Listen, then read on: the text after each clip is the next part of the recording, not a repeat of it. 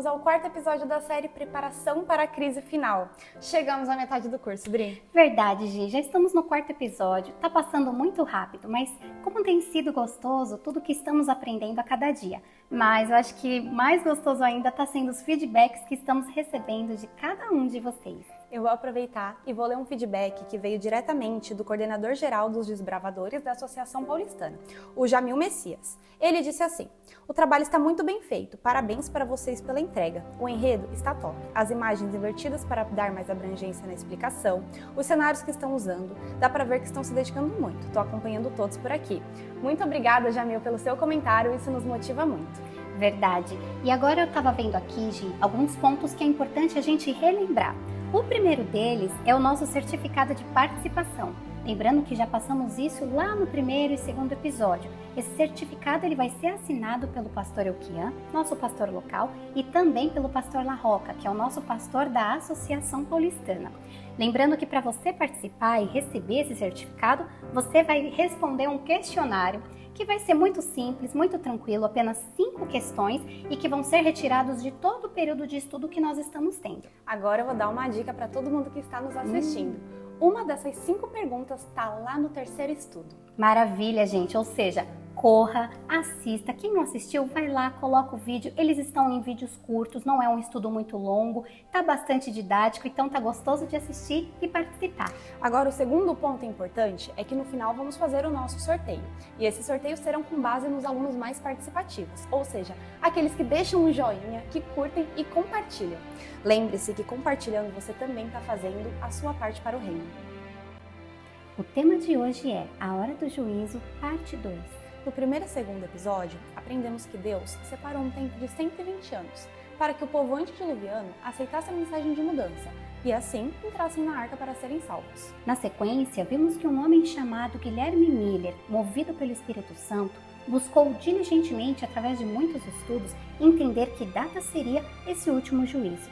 Esse ano foi o ano de 1844. O chamado Tempo do Juízo pré-advento. Lembrando que advento é uma palavra de etimologia latina que significa vinda ou chegada. Ou seja, o conceito de julgamento antes do retorno de Cristo.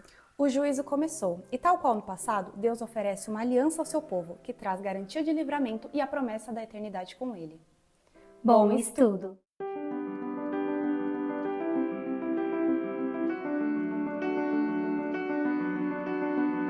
A mensagem proclamada pelo primeiro anjo de Apocalipse é um alerta para o tempo de julgamento em nossos dias, mas também é um convite para entrarmos em uma arca de refúgio. Mas que arca é esta? No estudo de hoje, nós iremos descobrir que arca foi preparada para os nossos dias, para estarmos prontos e para compreendermos melhor a respeito dessa arca de refúgio, nós iremos voltar à mensagem de Noé. Na segunda carta do apóstolo Pedro, ele nos diz que Noé era um pregador da justiça. Então Noé, ele pregava a respeito da justificação. Em Romanos capítulo 1, Paulo nos diz que nele a justiça é revelada. Mas afinal, o que é que revela a justiça? Bem, ele nos responde no verso anterior, é o Evangelho de Cristo. A Bíblia nos diz que Noé era um pregador da justiça. E a justiça, ela é revelada no Evangelho de Cristo. Em outras palavras, Noé já pregava a respeito do Evangelho. Isso também quer dizer que o tempo do fim, quando o primeiro anjo está sendo visto pregando a respeito do Evangelho eterno, significa que ele está repetindo a mesma mensagem que Noé. Noé havia proclamado já a respeito disso antes do dilúvio. E uma vez que estamos vivendo em um tempo de juízo, este Evangelho precisa ser pregado ao mundo mais uma vez, para que as pessoas possam ter a oportunidade de tomar suas decisões. Pois chegou a hora de começar o julgamento pela casa de Deus. E se começa primeiro conosco, qual será o fim daqueles que não obedecem ao Evangelho de Deus? O apóstolo Pedro também nos diz que o julgamento virá para todos, para crentes e para descrentes. E será a nossa aceitação ou não do Evangelho que vai determinar o nosso destino quando o julgamento for executado. O apóstolo Paulo, ele responde a sua própria pergunta com relação ao que vai acontecer com aqueles que rejeitaram o Evangelho em 2 Tessalonicenses. olha o que ele nos diz. Ele punirá os que não conhecem a Deus e os que não obedecem ao Evangelho de nosso Senhor Jesus. Ou seja, quando o Evangelho é pregado, ele divide a humanidade em dois grupos, naqueles que aceitam e naqueles que rejeitam. Da mesma forma, quando Noé pregou a respeito do juízo em seu tempo, havia uma separação e o mundo também foi dividido em dois grupos, aqueles que entraram na arca e aqueles que ficaram de fora. A mensagem pregada, portanto, era um alerta para se entrar na arca, para se buscar o refúgio. Segundo o dicionário, uma das definições para a palavra arca é abrigo ou refúgio. Então, o princípio da mensagem de Noé era realmente um convite para se entrar em refúgio. Mas onde seria esse refúgio para o povo de Deus em nossos dias? Bem, mais uma vez, o dicionário nos traz outras definições para a mesma palavra, que significa vaso ou santuário. Curiosamente, a palavra santuário também é definida como um lugar de refúgio. Sendo assim, uma arca ou santuário é a mesma coisa. É muito importante compreendermos isso, pois Deus, ele deu para o homem um santuário para que este se tornasse um local de refúgio. Portanto, não sejam obstinados como seus antepassados. Submetam-se ao Senhor. Venham ao santuário, que Ele consagrou para sempre. Sirvam ao Senhor, o seu Deus, para que o fogo da sua ira se desvie de vocês. A primeira mensagem angélica nos convida a entrar em um lugar de refúgio. Cada componente do santuário nos ensina a respeito do Evangelho eterno. Ao estudarmos essa antiga estrutura, descobriremos como Deus proveu para nós um lugar de refúgio para o tempo do juízo. E como a mensagem dada por Noé, o santuário está apontando para a arca para o povo de Deus nos últimos dias. É importante nós compreendermos a respeito dessa mensagem, porque hoje se prega que o Evangelho só veio na cruz. Mas quando nós estudamos a Bíblia, a gente descobre que o Evangelho ele começou a ser pregado, na verdade, lá no Éden, na queda do homem. A partir do momento em que foi prometido para o casal que haveria um cordeiro que viria e morreria em lugar dos nossos pecados, ali o Evangelho começou a ser pregado. Então, toda essa mensagem de juízo final, de nossa última decisão, do Evangelho eterno, tudo está ligado à mensagem do santuário. No Antigo Testamento, o cordeiro era morto na entrada do santuário. Este sacrifício apontava para o sacrifício que Jesus realizaria na cruz. É por isso que Jesus é chamado de o Cordeiro de Deus. Portanto, o Evangelho já era pregado antes mesmo de Jesus vir à Terra. Ele já havia sido revelado séculos atrás, através dos símbolos e cerimônias do santuário. Cada um dos artigos do santuário representa um aspecto específico do plano da salvação. O santuário, como um todo, é uma alegoria do plano da redenção. Por isso, é difícil entender o Evangelho sem entender a fundação. Ele tem por objetivo ensinar-nos como Jesus, passo a passo, salva os seres humanos da maldição do pecado.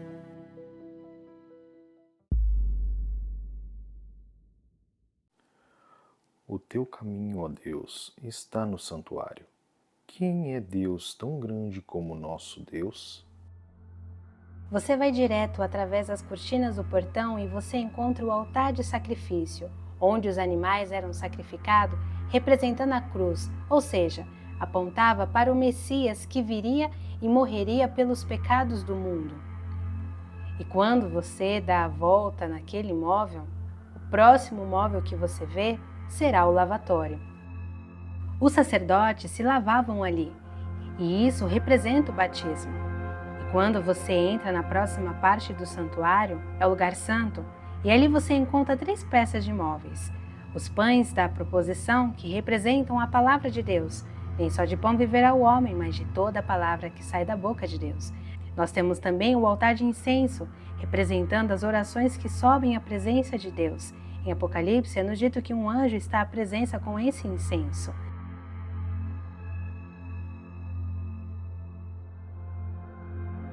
Então, nós temos o candelabro, que representa a iluminação.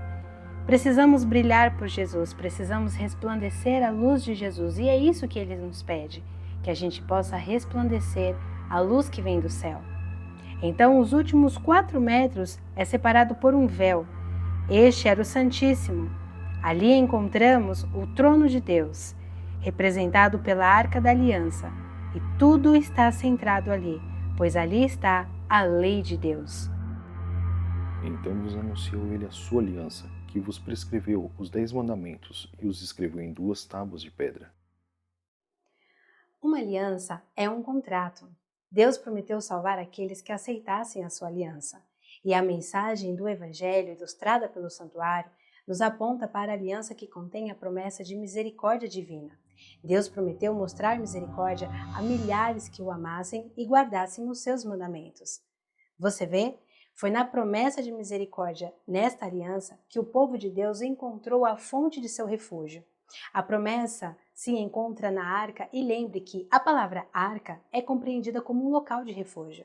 Portanto, quando falamos de Arca da Aliança, ela deve ser vista como um local de refúgio. Fazer parte da aliança nos traz segurança. Para ilustrar isso, existe uma história no Antigo Testamento que pode nos ajudar a entender melhor. Uma história a respeito do rei Ezequias. Ele reconheceu o descanso, a aliança como descanso. A gente percebe isso quando ele fala com o sacerdote de Israel e diz o seguinte: Agora me tem vindo ao coração que façamos uma aliança com o Senhor Deus de Israel, para que se desvie de nós o ardor da sua ira. Ao chamar o povo para fazer essa aliança, o rei já estava pregando a respeito do Evangelho. E antes do dilúvio, quando Noé estava pregando o Evangelho, ele também estava convidando o povo para entrar no local de refúgio cada vez que ele fazia o convite para se estar na arca. Nós vemos isso em Gênesis 6, versos 18. Mas com você estabelecerei a minha aliança, e você entrará na arca, você e os seus filhos, a sua mulher e as mulheres dos seus filhos. Percebeu? Neste verso, Deus usa o termo entrar na arca como um sinônimo de se entrar na aliança. A entrada de Noé na arca é um símbolo da entrada dele na graça. Muitos já ouviram falar a respeito da história de Noé e de sua família entrando na arca, mas quanto que realmente entende-se do que é entrar na arca? A maior parte das pessoas apenas entende como uma história. Na verdade, a entrada de Noé e sua família na arca é a entrada deles e a aceitação da aliança com Deus. Então, quando vemos a mensagem do primeiro anjo ecoando a mensagem de Noé, vemos o mesmo convite, um convite para entrarmos na arca, entrarmos no local de refúgio, entrarmos em aliança com Deus, antes da execução do último juízo na terra.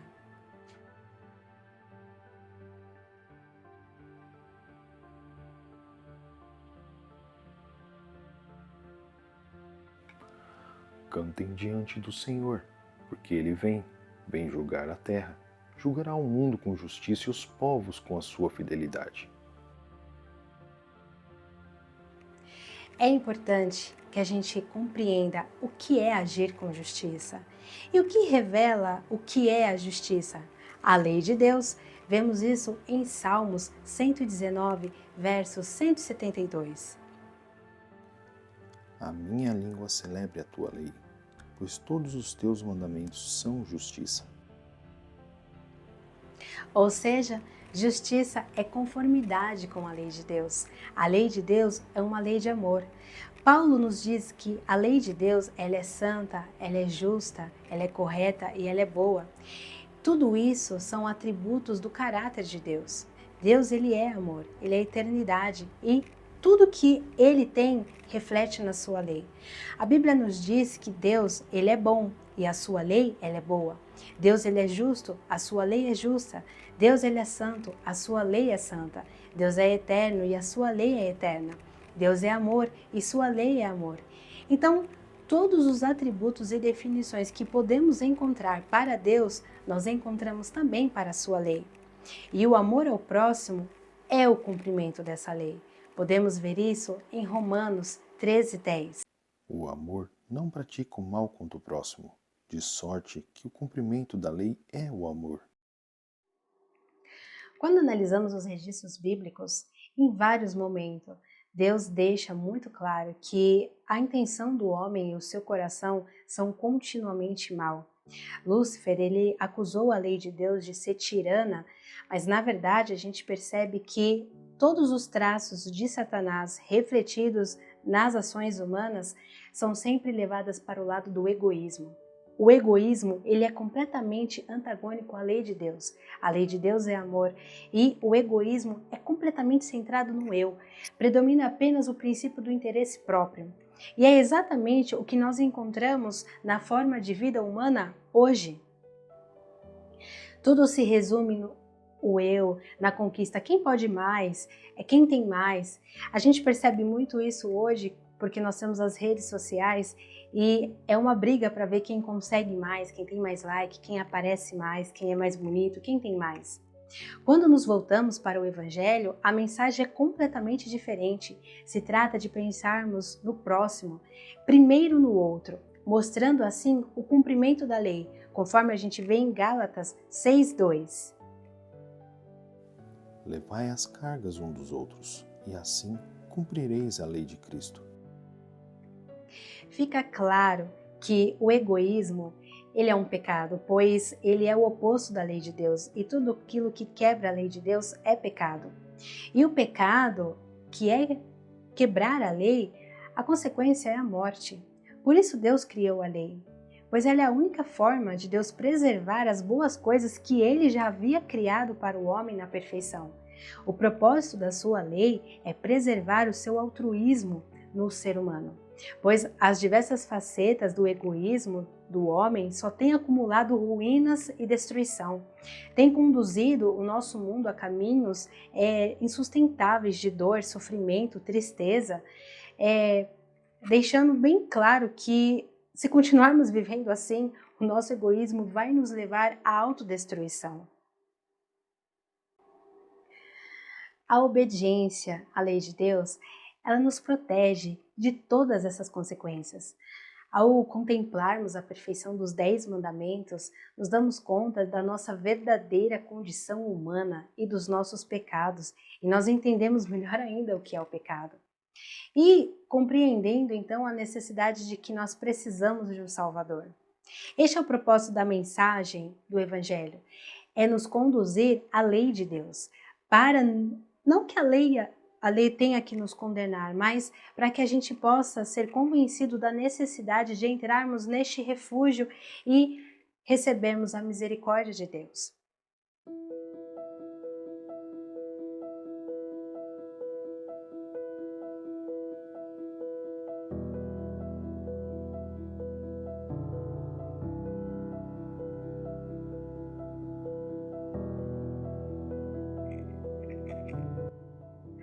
A lei dos homens é a norma para o tribunal deste mundo.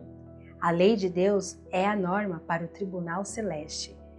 A lei de Deus é a transcrição do seu caráter altruísta. Todos nós somos destituídos desse caráter maravilhoso, deste amor desinteressado, porque todos nós fomos contaminados pelo egoísmo.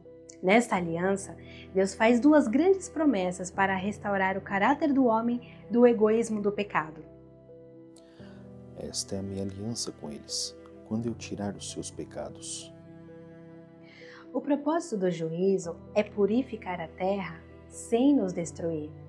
Ao remover os registros dos pecados do homem e restaurar o amor desinteressado no caráter do homem, Deus ele pode destruir o pecado na terra, mas preservar aqueles que foram restaurados para a sua promessa. Dessa maneira, a promessa de misericórdia e de restauração são para todos que as receberem dentro da arca de refúgio. O santuário revela como Deus cumprirá essas 2 promessas em nós. Os 10 mandamentos nos apontam para Jesus que disse: Eu tenho guardado os mandamentos de meu Pai. A fim de oferecer a sua vida perfeita como substituta pelos pecados da humanidade, Jesus deixou a presença de Deus, o seu trono no céu, para vir para a terra a fim de se oferecer como substitutos pelo pecado da humanidade. O candelabro aponta para Jesus que disse: Eu sou a luz do mundo. Quem me segue não andará em trevas, mas terá a luz da vida. O altar de incenso também aponta para Jesus que tornou-se o intercessor de nossas orações. Ele disse: Eu sou o caminho e a vida. Ninguém vem ao Pai senão por mim. Jesus também é o pão da vida, que disse: Eu sou o pão que desceu do céu. Jesus tornou-se a água viva. Tornou-se também o Cordeiro de Deus que tira o pecado do mundo. O santuário revela o caminho trilhado por Jesus, desde o momento em que desceu do céu e veio para a terra, a fim de encontrar o homem na cruz. Agora eu entro pela porta do santuário e vejo a cruz, e pela fé eu entrego a minha vida a Jesus, e ao sermos perdoados somos libertos da punição por quebrar a lei de Deus. Esse processo pelo qual Jesus deixou o trono celestial e veio para a terra para morrer em nosso lugar, para que tivéssemos misericórdia, chama-se justificação. Quando o cristão aceita Jesus, ele passa pelo batismo, representado aqui pelo lavatório. Esse batismo é o reconhecimento público da morte da antiga natureza pecaminosa e é o começo de um compromisso a uma nova vida de purificação em Cristo. O pão do santuário representa o nosso estudo diário da palavra de Deus. Jesus disse: Nem só de pão viverá o homem, mas de toda a palavra que sai da boca de Deus. Assim como dependemos de comida para viver, dependemos da palavra de Deus para a nossa vida espiritual. Jesus habilita o cristão a obter relacionamento com o Pai, através da oração. Assim como o incenso do altar se levanta diante do lugar santíssimo, nossas orações ascendem aos céus diante de Deus. O candelabro representa o chamado do cristão para levar o Evangelho ao mundo, como ordenado pelo próprio Jesus quando disse: Assim resplandeça a vossa luz diante dos homens, para que vejam as vossas boas obras e glorifiquem ao Pai. E, finalmente, a Bíblia convoca os cristãos a entrarem no lugar santíssimo através do sangue de Jesus. Este é o lugar onde se encontra a própria presença de Deus. A Arca da Aliança representa a promessa de Deus de restaurar-nos do pecado e trazer a nossa vida em harmonia com os seus mandamentos de amor altruísta. Assim, essa promessa de restauração é chamada de santificação. A missão de Jesus aqui na Terra não era somente a justificação dos nossos pecados. A sua obra era ainda maior. A salvação de Cristo também inclui a restauração do caráter do homem. Essa é a segunda promessa da sua aliança. Porque essa é a aliança que firmarei com a casa de Israel depois daqueles dias, diz o Senhor. Na sua mente imprimirei as minhas leis, também sobre o seu coração as inscreverei. Cristo nos renova a mente e o coração, e nos dá o desejo de fazer o que é certo. Sozinhos somos incapazes disso. Quando o pecador encontra o Cordeiro de Deus no altar de sacrifício, o esforço humano se une ao poder de Deus. Jesus nos dá a vontade, Ele nos dá o poder e com nossa cooperação voluntária começa a obra de restauração de nosso caráter. Andar em harmonia com Deus requer uma mudança de paradigma e não acontece como mágica. É um processo chamado de santificação. Através da nossa aceitação, Deus ele pode realizar essa transformação em nossas vidas, mas depende do aceitar. Se nós não aceitarmos, Deus não vai conseguir nos santificar. Não haverá mudança em nossas vidas. Por meio do santuário, vemos a obra do Evangelho na jornada de Jesus, desde sua saída do trono celestial até a cruz, a fim de oferecer misericórdia ao homem e o perdão dos seus pecados, e a unir o seu divino poder ao homem caído, vemos a restauração do caráter do homem, através da jornada da cruz até o refúgio da aliança. Essas são as duas promessas que mostram como Deus cumpre a sua aliança de salvar o homem. Em vez de estar escritas meramente em tábuas de pedra, Deus pega os 10 mandamentos e escreve nas tábuas do nosso coração, para que a gente possa se deleitar cumprindo a sua vontade. Quando Noé pregava a justiça, ele pregava que as pessoas aceitassem o Senhor e tivessem suas vidas transformadas. A vida delas tinha que ser justa. Não é somente mude de pensamento, mas continue fazendo o que você fazia antes. Quando Noé pregava sobre a justiça, ele pregava que deveríamos ter uma mudança de vida, nos tornarmos justos. E é isso que Deus espera do seu povo nos dias de hoje. E aqui estamos nós, no tempo do juízo, 4.300 anos depois. Assim como na mensagem de Noé, a mensagem do primeiro anjo nos convida da mesma forma a entrarmos na aliança de Deus para recebermos a misericórdia e a santificação. Isso significa que Deus nos dará poder para que a gente tenha condições de viver uma vida em conformidade com a sua lei. Só a pregação da mensagem não é suficiente para salvar. Para recebermos as promessas, devemos responder ao Evangelho entrando na arca. Mas como entramos na arca de Deus nos últimos dias? O caminho para a aliança é revelado através de 3 ordens dadas ao final da primeira mensagem angélica. Temer a Deus significa reverência, respeito, obediência.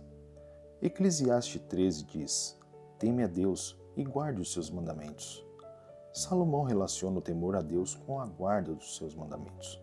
Isso é importante porque ele continua no verso 14: Deus trará a juízo toda a obra.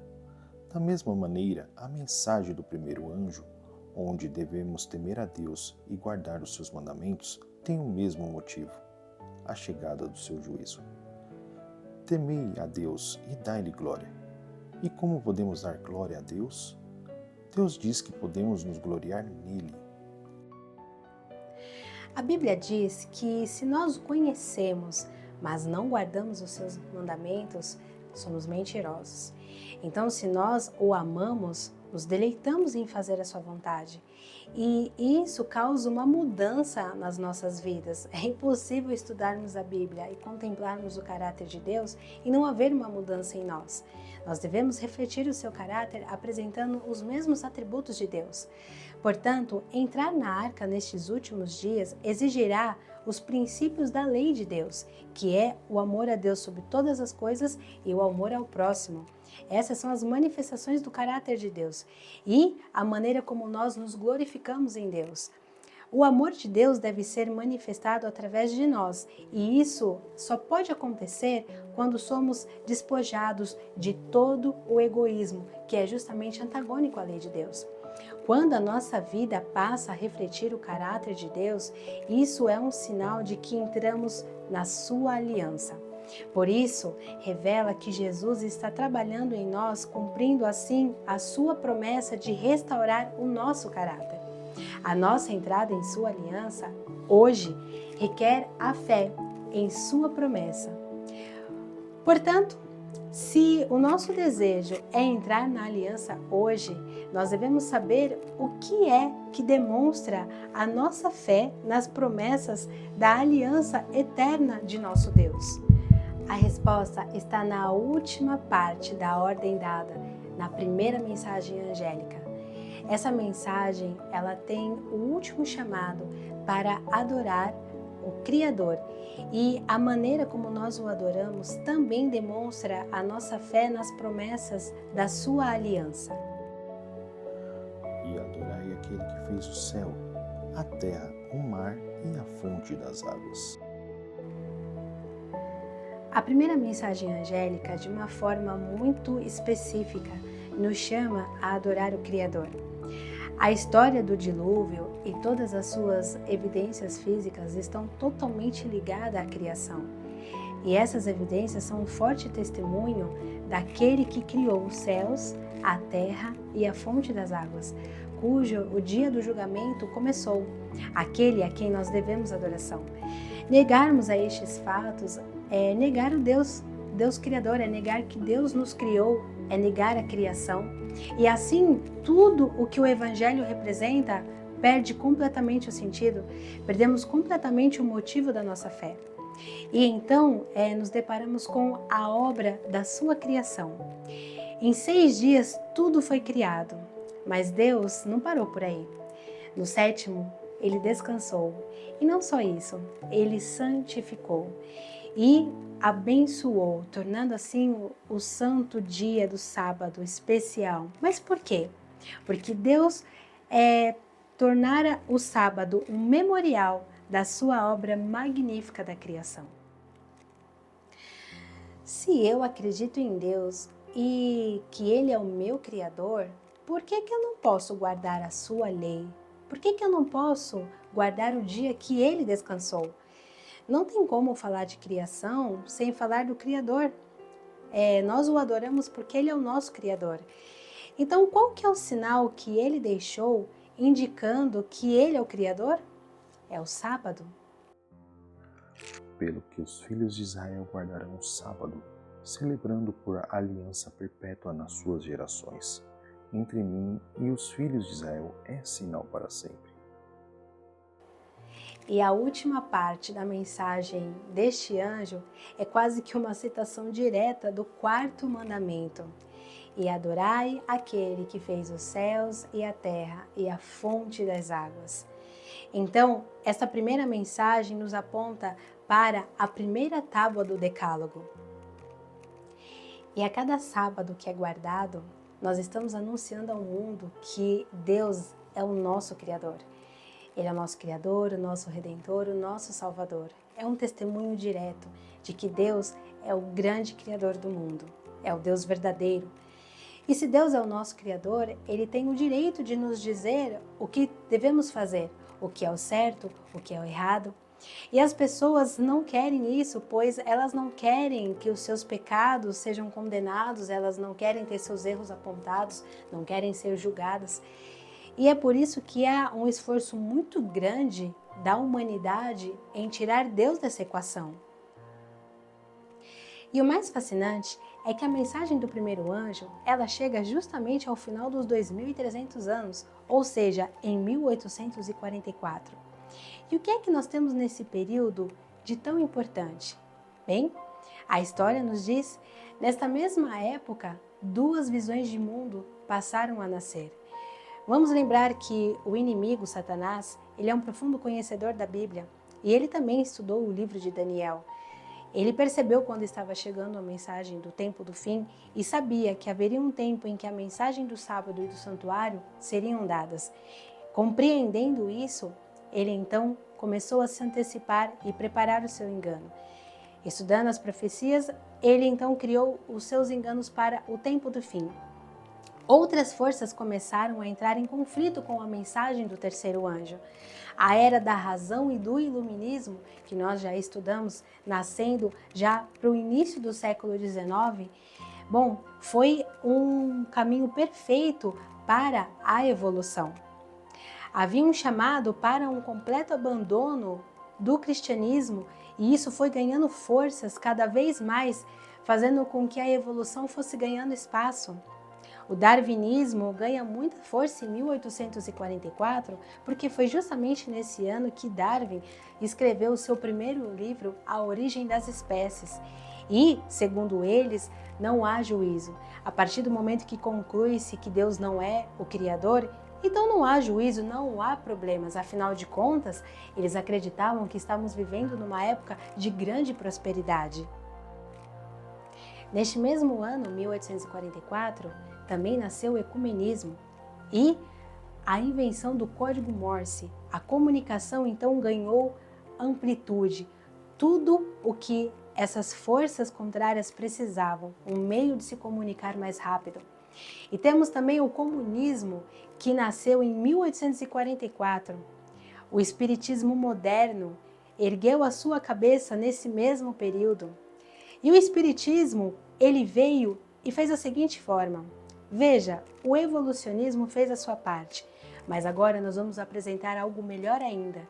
Nós falamos com os espíritos e são eles que vão nos guiar, eles irão nos levar a uma era gloriosa. Então, perceba que neste mesmo período nós temos todas essas áreas colidindo diretamente com a mensagem do primeiro anjo de Apocalipse. Nasce então uma nova era, a era da razão. E se não acreditamos mais em Deus, se não acreditamos que Ele é o nosso Criador, se acreditamos que nós evoluímos e tornamos os nossos caminhos, nós nos tornamos deuses, então o sábado, a criação, tudo perde o sentido. O sábado na Bíblia, ele é uma constante repreensão justamente contra esse ensino, e é por isso que ele vive em constante ataque. Nos mostra Deus como nosso Criador e que nós devemos adorá-lo. Sendo assim, basicamente, a primeira mensagem angélica, ela nos leva a temer a Deus, dar glória a Ele, pois está chegando o seu juízo, e adorá-lo, porque Ele é o nosso Criador. Entende como que era extremamente importante que ela fosse dada no século XIX? O apelo de Noé para se entrar na Arca de Refúgio passa então a ser pregado novamente em 1844. E naquele ano, o relato da criação passou a ser fortemente atacado. Satanás neutralizou a autoridade divina na questão do sábado. Deveria ser um sinal de confiança em Deus e da sua aliança.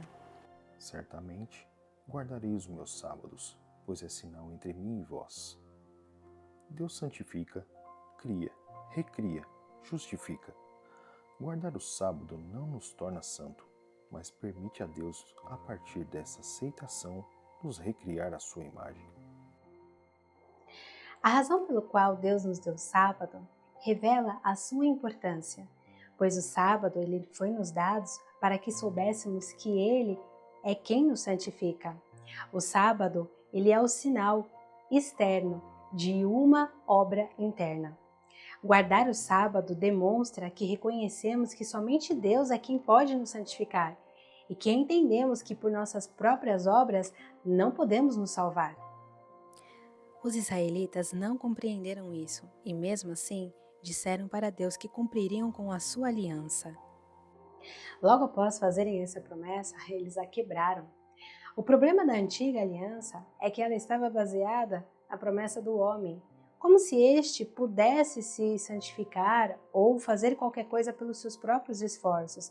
E é por isso que lemos que Deus achou o homem em falta. Então Deus declara: eis que virão dias em que farei uma nova aliança. Esta nova aliança menciona a lei de Deus, que são os 10 mandamentos, mas agora baseada na promessa de Deus. Ele nos diz: eu colocarei a minha lei em sua mente e as escreverei em seu coração. O homem nada pode fazer para se salvar. Por suas próprias forças, somente por Jesus é que podemos nos salvar. E é por isso que ele estabeleceu uma nova aliança. Guardar o sábado demonstra que entramos nesse descanso, que estamos aceitando a promessa de Deus e confiando na sua aliança. O sábado tornou-se então um sinal entre Deus e o seu povo. A aliança eterna possui 2 sinais. Um deles é o sábado. O sábado era um sinal da aliança perpétua, da aliança eterna. Deus reafirmou essa aliança com o teu povo por diversas vezes no Antigo Testamento, onde ele reafirmou que ela seria eterna de geração em geração. Reafirmou com Noé antes do dilúvio. Essa aliança foi reafirmada através do sacrifício na cruz, um dos emblemas da eternidade de sua aliança. O arco-íris representa a misericórdia dentro da aliança eterna. Isso fica claro no livro de Isaías 54, versos 9 e 10, onde Deus afirma que serviria de sinal com o teu povo por toda a eternidade. O arco-íris certamente para você não será mais o mesmo, pois é um emblema da misericórdia e perdão prometido para nós. O arco-íris é o símbolo da misericórdia de Deus e o sábado é o símbolo da santificação. Temos aqui as 2 promessas de Deus feitas dentro da aliança, através da misericórdia de Deus e perdão dentro do arco-íris e da santificação através da guarda do sábado.